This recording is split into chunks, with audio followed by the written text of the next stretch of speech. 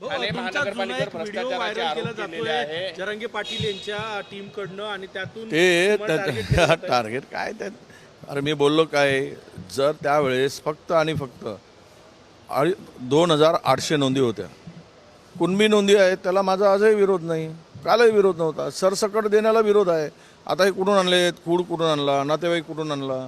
त्यावेळेस माझी भूमिका होती की नोंदी ज्या सापडल्या असतील त्या सगळ्या मराठा समाजाच्या लोकांना कुणबी प्रमाणपत्र देण्यास आमचा अजिबात विरोध. जरांगेच 10 वेळा भूमिका बदलतो सरड्यासारखा.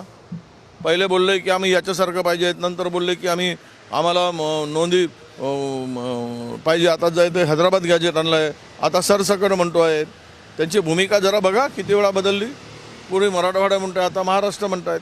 त्यामुळे मी जे बोललो ते मी त्यावर ठाम आहे की ज्या नोंदी सापडल्या असतील त्यांना द्यायला पाहिजेत.